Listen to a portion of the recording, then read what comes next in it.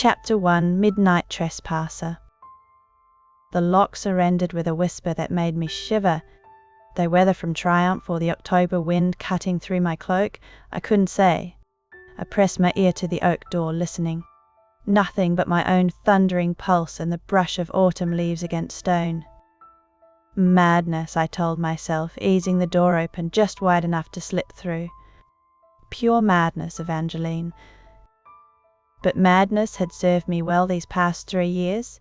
Madness had driven me to climb treacherous cliffs for rare specimens while proper ladies embroidered. Madness had kept me awake at night, poring over botanical texts by candlelight. And madness had brought me here to the abandoned library of Duskmere Manor at the stroke of midnight, armed with nothing but my father's journals, a candle, and the lockpicks that had taken me 6 weeks to master. The library stretched before me like a cathedral built for knowledge. Moonlight streamed through tall windows, illuminating dust motes that danced like tiny spirits in the silver beams. The air tasted of old leather and secrets. I pulled a candle from my satchel, struck flint to wick, and nearly gasped at what the flame revealed. Books. Thousands upon thousands of them, climbing toward shadowed heights like ivy scaling a wall. Many bore titles in languages I couldn't read. Their very presence held me where I stood. I had imagined a library like this. My imagination had been insufficient. I would have given a great deal to see it by daylight. And somewhere in this vast collection lay answers. Somewhere among these forgotten volumes was the key to breaking curses. If I was brave enough to steal it. I set the candle on a reading table, dropped my satchel beside it, and began examining the nearest shelf. I trailed my fingers along leather spines until one made me freeze. A treatise on botanical remedies for supernatural afflictions by Dr. Reginald Hellebore. Impossible. I breathed, pulling the volume free with trembling hands. This book was lost decades ago. A growl rumbled from the shadows, cutting off my words. Amber eyes flashed beyond my candle's reach, predatory and wild. You shouldn't be here, a deep voice said. I spun, clutching the book to my chest. He stepped into the light, tall, lean, with the high cheekbones and dark colouring his grandmother had carried out of Constantinople. Aristocratic features etched with exhaustion. His white shirt hung open, revealing a strong neck. His eyes held mine, and I lit them. You're him, I said, surprising myself with how steady my voice sounded. Adrian Blackwood, the Earl of Duskmere. Something flickered across his features. Surprise, perhaps, or resignation. And you are either remarkably brave or remarkably foolish to be standing in my library at midnight, miss. Hartwell, Evangeline Hartwell, I said, lifting my chin and refusing to let him see how his presence affected me. How the air seemed to thicken around him, heavy with danger and something wilder, and I prefer determined to either of your suggestions. He laughed. It was not a kind sound. Determined, he said, as if savouring the word. How refreshing. He moved closer. My body warned me of him before my mind had words for the warning. Most people prefer terrified when they encounter me these days, he said. Most people haven't spent years reading the books that ruined my father, I said, setting the book back on the shelf with perhaps more force than necessary. Most people also don't pick locks at midnight. True, he replied. He watched me, unhurried. Which raises the question of what brought you here, Miss Hartwell. What exactly do you hope to find in a madman's library? Madman. Was that how he saw himself? Or was he referring to how others saw him? Answers, I said simply. Knowledge that the Royal Society would burn before acknowledging. Books that treat as science what most would dismiss as superstition. And you thought you'd simply help yourself to my collection? He asked, raising his eyebrows. Heat flooded my cheek. I tried the conventional approach first, I said. I wrote requesting an appointment. 3 times. I don't receive visitors, he said flatly. Yes, I gathered that from your silence, I said dryly, crossing my arms. I noted his gaze following the movement. just as I gathered from local gossip that you've been hiding in this crumbling pile of stones for 7 years, emerging only to frighten away anyone foolish enough to venture near." The transformation was instantaneous. One moment he stood relaxed, almost amused by my audacity. The next, his entire body went rigid, his expression hardening into something that made me step backward despite myself. Candle flame guttered, as if something had sucked the air from the room. "You know nothing," he said. His voice dropped to a growl that seemed to resonate in my bones. "Nothing about what I've become or why I remain hidden. You cannot help me, Miss Hartwell. No one can." But instead of fleeing, which any sensible person would have done, I found myself leaning forward and studying the harsh angles of his face in the wavering light, the way his pupils had dilated, the slight tremor in his clenched fists. "Lycanthropy," I said quietly. He went still. "What?" "Enhanced senses, unusual eye coloration, behavioral changes triggered by lunar cycles," I said, tilting my head and noting how he'd stopped breathing. "The symptoms are quite classic, actually, though I confess curiosity about the specifics. How complete is the transformation? Do you retain human consciousness? Are there partial changes during other phases?" "You're analyzing me," he said. I couldn't tell if he was horrified or impressed. "Of course I am," I said, pulling my notebook from my satchel and flipping it open with hands that barely trembled. "You're the first lycanthrope I've encountered. This is remarkable. If I could document the progression of symptoms, cross-reference with lunar charts, perhaps develop a botanical intervention—" His hand shot out, slamming my notebook closed with enough force to make me gasp. He leaned down until his face was inches from mine, until I could feel the heat radiating from his skin and see the inhuman gleam burning in his eyes. "I am not your research subject," he said, his voice deadly quiet. "I am not some fascinating puzzle to be solved. I am a monster who has spent 7 years learning to control urges that would make you scream. And if you had any sense at all, you would run from this place and never speak of what you've seen." I stared up at him, closer than I should have let him get, and I found myself noticing how his dark lashes cast shadows on his cheekbones, how his lips curved with what might have been pain. "But I don't have any sense," I said softly. "Everyone says so. That's why I climb impossible cliffs for specimens, why I break into abandoned estates, why I continue work that destroyed my father's reputation." I met his burning gaze steadily, "and that's why I'm not running, Lord Duskmere, because you need solving, and it might as well be me." Heartbeat. We stood frozen in that circle of candlelight, the tension of predator and prey crackling in the air between us. Something in his face opened for half a breath, something more naked than agreement, something unguarded. Then he gathered it shut. He stepped back abruptly, raking a hand through his already disheveled hair. "You're mad," he muttered. "Quite possibly," I said, smoothing my skirts with hands that trembled only slightly.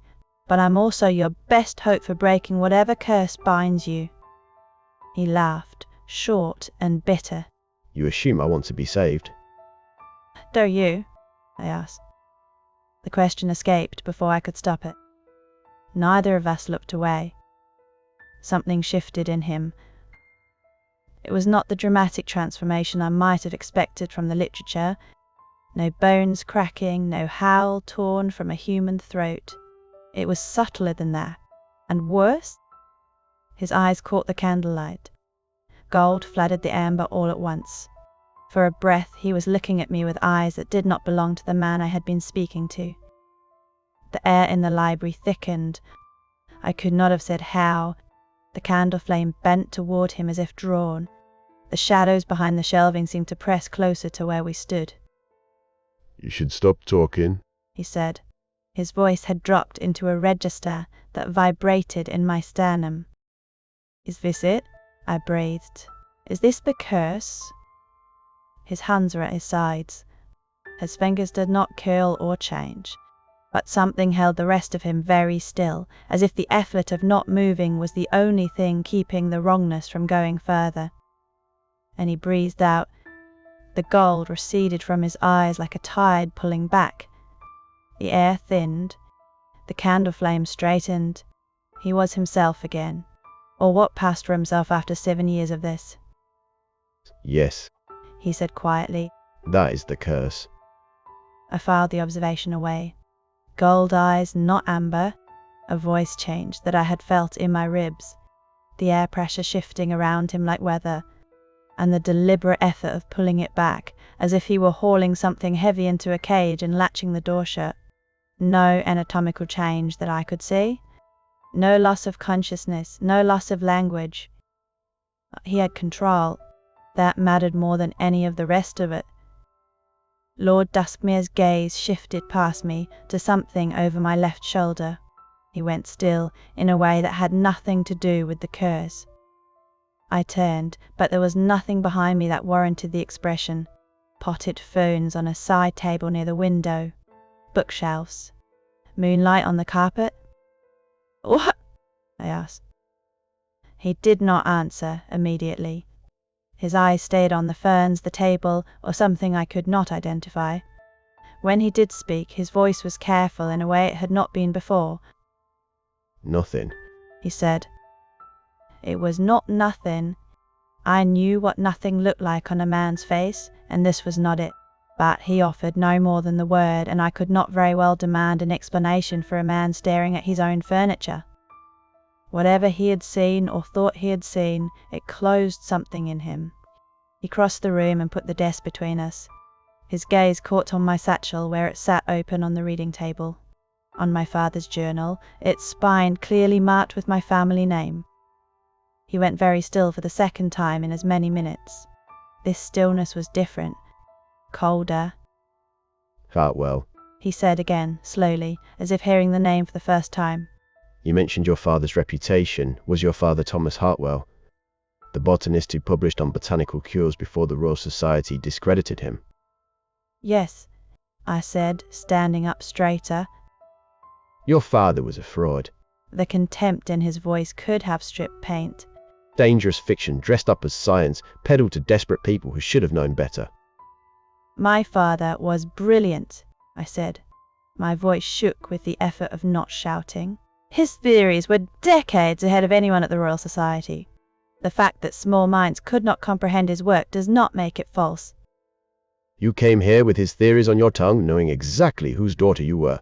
Lord Duskmere continued, as if he hadn't heard me. You let me believe for one moment that what you were saying might be true. It is true. I stepped toward him, not away. I named your condition in under 5 minutes. And you are still standing here calling my father a fraud. Something crossed his face that I could not read. It is past midnight. He said. You need to leave. Because my father's name offends you? I asked. Or because I was right? Because you are trespassing on private property. He said. And I have indulged this conversation far longer than I should have. The word indulged hit like a slap, as if I had been some amusement, as if the last half hour had been entertainment he was now declining to continue. Then I will leave you to your curse, Lord Duskmere, I said. You deserve each other. His head came up. You have been hiding in this house for 7 years, and you have just been offered the first real help anyone has brought to your door, and you are too proud or too frightened to take it. I collected my satchel from the reading table and slung it over my shoulder. My hands were shaking. I did not care. Enjoy your solitude, Lord Duskmere. I hope it keeps you very warm when the next full moon comes. I did not wait for his answer. I walked out of the library, through the darkened corridors, and let myself out the front door. The cold hit me like a hand across the face. Good. I needed it. My mare was where I had left her, patient and unbothered by the disaster unfolding indoors. I mounted and pointed her toward the road. I did not look back at the house. 6 miles to Ashford House. 6 miles of dark road, overhanging oaks, and the heat of my fury keeping me warm against the October wind. He had called my father a fraud. He had looked me in the eye after I diagnosed his deepest secret and insulted my family name. He had stood there with gold still fading from his eyes and dismissed everything I had shown him as dangerous fiction. And the worst of it, the part that made my hands tighten on the reins until the leather bit into my palms, was that for one awful moment the contempt in his voice had made me doubt myself. He had spoken the word fraud with such certainty that some treacherous part of me had wondered if he was right, if my father had been wrong all along, if I was chasing something that did not exist. That was what I could not forgive, not the insult, the doubt he had put in me. The mare's hooves were steady on the road. The moon was high. I was alone, and I was not afraid of the dark. I was afraid of very little, as a general rule. It was one of my less convenient qualities. As Ashford House came into view and light blazed from Aunt Beatrice's study window, I decided that I was absolutely finished being dismissed. Aunt Beatrice stood in the hallway before I made it 3 steps, wrapped in her burgundy dressing gown, her dark hair pinned severely back, her face in the lamplight showing the fine cheekbones and almond-shaped eyes she had carried out of her mother's line. Her expression could have frozen summer wine. "Evangeline Rose Hartwell," she said. "my study. Now."